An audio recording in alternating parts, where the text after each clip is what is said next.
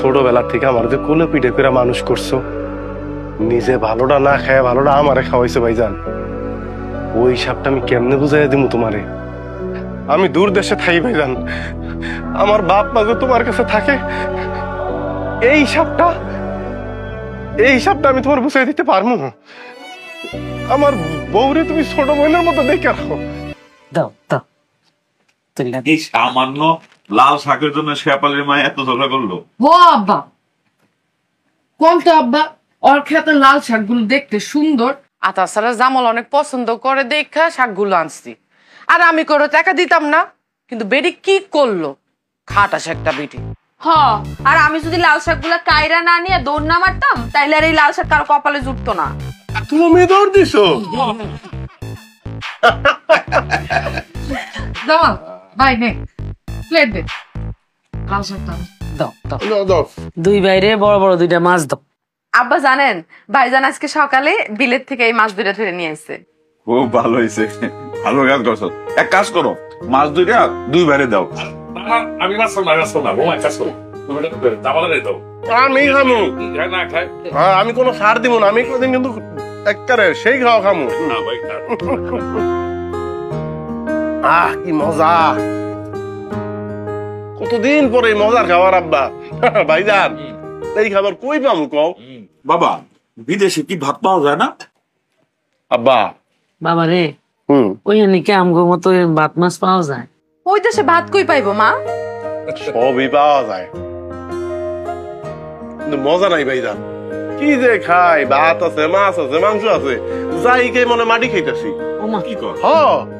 কোনো হলুদ নাই, মরিচ নাই, যে যার মতো রান্তাছে, সব সাদা সাদা। তোমার তো রান্দা আব্বা, বাংলাদেশের রান্দা পৃথিবীর কারো লগে মিলবো না। ভাইজান, গ্রানি তো পেট বইরা যায়, আর ওরা এত সময় নিয়ে রান্ধে, এত কিছু রান্ধেন, খাইতে মন চায় না। বেশিরভাগ সময় তো বার্গার খাই থাকি। বার্গার রুটি আছে না মা, ওই রুটির স্যার স্যার কইরা সিরা, এটার মধ্যে একটা গোস ঢুকায়া মাংস, এটার মধ্যে আবার ঝোল টোল দিয়া পাওয়া যায়। খাইতা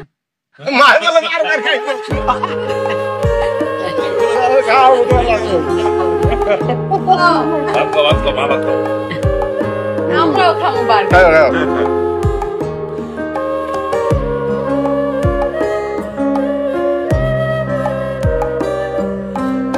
জামাল, কেমন আছো? আসসালামু আলাইকুম কাকা, ভালো আছি আলহামদুলিল্লাহ, আপনি ভালো আছেন? ওয়ালাইকুম আসসালাম। তো বিদেশ থেকে হিসাব তোমার নিজের ব্যবসা নিজে বুঝে নিছ, ভালোই হয়েছে।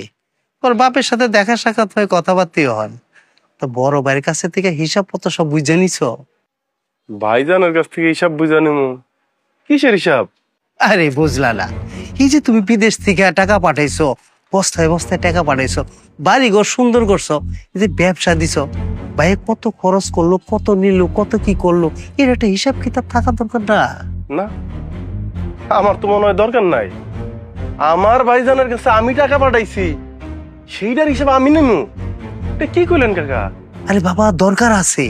এই পৃথিবীটা বড় স্বার্থপর, একদিন ধরা খাইবা নিজেই। ধরা খামু? কে ধরা দিব? আমার ভাই?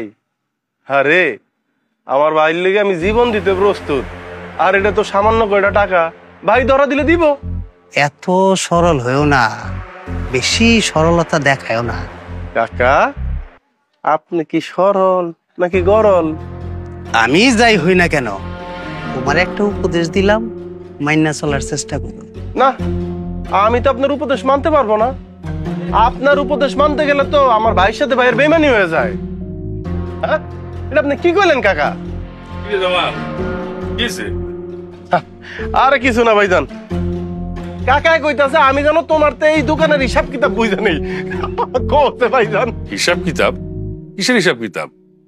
তুই যা নিবি সেটা তো তোরই, আর তুই যা দিবি সেইটাও তোর। এখানে আবার হিসাব কিতাবের কি আছে?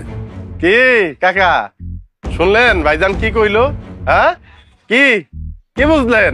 হ্যাঁ বুঝবা বুঝবা, পরে বুঝবা, অন্ত বুঝবা না, সময় হলে ঠিকই বুঝবা। চাচা, যেদিন বুঝবো সেদিন আপনি আইসা কিছু ভর্তুকি দিন কিন্তু। আইছে ভাইয়ের বিষয়। জামাল, ভালো মনে করছি। এই যে এই কাগজের মধ্যে তোর দোকানের সমস্ত হিসাব লেখা আছে, কত টাকা জমা, কত টাকা খরচ, সবকিছু লেখা আছে, একবার চেক করে নে। ভাইজান, তুমি আমারে টাকা পয়সার হিসাব বুঝাই দিতেছো? ভাইজান, মানুষের কথা শুনে তুমি আমার টাকা পয়সার হিসাব বুঝাই দিতেছো? তাহলে ভাইজান, আমি তোমার হিসাবগুলি বুঝাই দিব কেমনে? ছোটবেলা থেকে আমার যে কোলে পিঠে করে মানুষ করছো, নিজে ভালোটা না খায় ভালোটা আমারে খাওয়াইছো ভাইজান, ওই হিসাবটা আমি কেমনে বুঝাই দিব তোমারে? আমি দূর দেশে থাকি ভাইজান, আমার বাপ মা যে তোমার কাছে থাকে, এই হিসাবটা আমি তোমার বুঝাই দিতে পারবো? আমার বউরে তুমি ছোট বোনের মতো দেখে রাখো, আমি দূরে থাকি, আমি ওর চাহিদা আল্লাহর অনেক কিছু পূরণ করতে পারি না, তুমি বুঝতেই দাও না, সব তুমি পূরণ করো ভাইজান। এই সব আমি কেমনে বুঝাবো তোমারে? আমার কাছে এই টাকা নাই ভাইজান, কি দিয়া বুঝান যায়? কোন সম্পত্তি দিলে তোমার হিসাব বুঝা পাইবো আমার কও? আগে তোমার হিসাব তো বুঝাই, তারপরে আমার নালে সামান্য কয়টা টাকা আমি বুঝা নেব। কষ্ট কি তোর একারে জামাল? আমাকে কষ্ট লাগে না? তুই বিদেশ চলে গেলে যখন তোর ঘরে যায় দেখি তুই নাই, তখন মনের অজান্তে দর দর করে চোখের পানি ধরে পড়ে,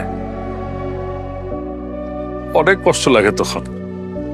এই যে তুই বিদেশে থেকে এত কষ্ট করস, রোদ্রে পুরুষ, বৃষ্টিতে ভিজস, শরীরটা ঝলসায় ফেলাইছিস, ওই তবুও তো কষ্ট পাস না, কষ্ট করে বুঝতে দেস না।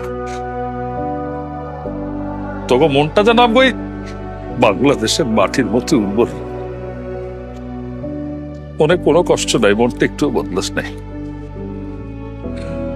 তুই এখন আমার সেই ছোট্ট জামাল আসিস, আমার আদরের সেই জামাল।